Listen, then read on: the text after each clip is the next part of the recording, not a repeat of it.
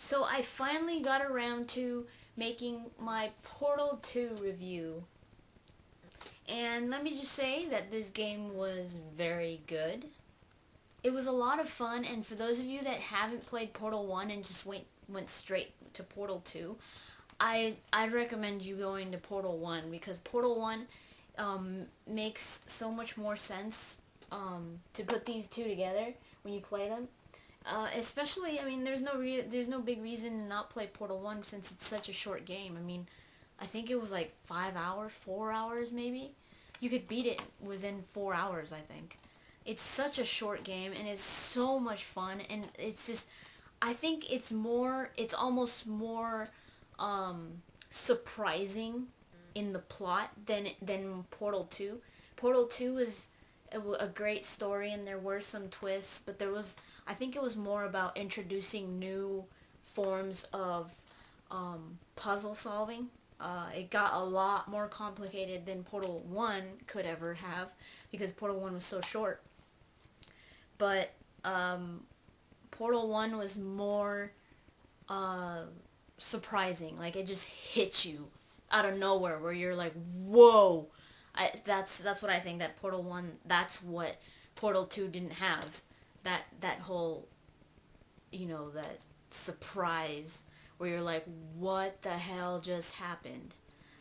I mean, obviously, you couldn't really have that feeling for Portal 2 because, you already had it in Portal 1 and you can't really forget about what happened in Portal 1 so that you would be surprised in Portal 2. So you already went in knowing what happened and what the facility was about and what GLaDOS was trying to do with you and all that. So if you haven't played Portal 1, it's on the orange box.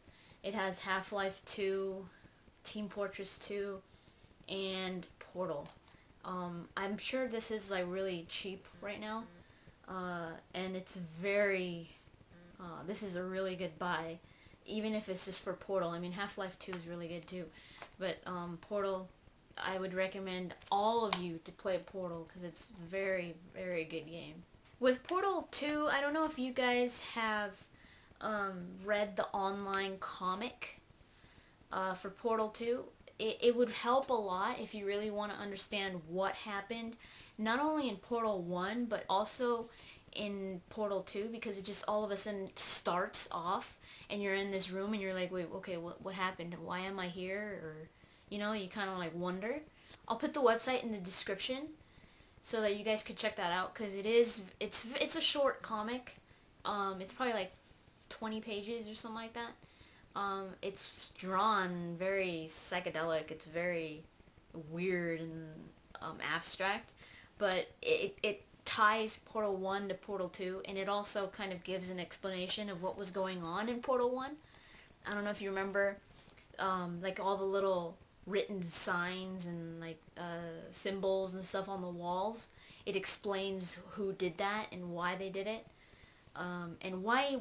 It also explains why the girl, like the main character, why she's in this whole situation. But it also explains the beginning of Portal 2, like how did you end up there, and it's interesting.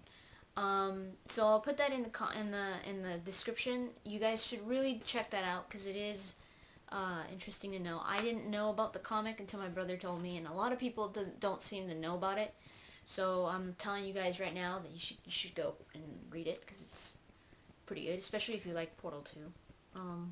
So Portal 2 just got really complicated, especially with the new liquids that were introduced, like the blue liquid for jumping high and the red liquid for running fast and the white paint, I think people call it, so that you can make portals wherever the white paint hits. At times the puzzles got really complicated for me. I mean, I lasted a while trying to solve it, but I went into the game. I promised myself that I wouldn't look up any information on how to solve a puzzle online or ask anybody, and I did. I accomplished it, but it was pretty hard. Some of the puzzles were really hard, and I did last. So I took a while to beat it because on one of the puzzles, I was just so stumped that I was like, forget it. And I would just turn it off and I wouldn't go back to it because I was like, I don't know what to do. I mean, I'd go to bed thinking about it. And I'm sure that happened to a lot of you because there's, when you solve it, you're like, oh my god, that was so easy, you know? Um, but as much as it confused me, I don't think I had a lot of trouble with many puzzles. There were like three of them that really stumped me throughout the whole game. Three of them really, and they were more towards the end. One of them was almost at the end, when you were at the facility with Wheatley being the the one that was heading the whole thing. And that one just, oh, that one was so annoying because I was like, oh my god, how do I kill those turrets? But I finally solved it, and I felt so smart when I did. I was like, man, that was good. I'm so smart. I think GLaDOS is one of my favorite video game villains, because she's not like your typical villain, but because you only hear her voice most of the time. But I love her. I think she's hilarious. Her lines are like some of the funniest lines I've ever heard in a video game. So I love GLaDOS. That's one of the reasons why I love Portal so much, because of her. The song at the end of Portal 2 is also really good. I thought it was funny. But I liked the cake song more at the end of Portal 1. That one was a lot better. I like that one. That one was funnier. But the song at the end of this one was really good too. I haven't played the multiplayer through all the way through. I did try it with my brother for like a few puzzles, maybe for like 5 of them. So it is fun, but it's kind of hard to play with someone that, because I had played it. I played the multiplayer before I played the single player.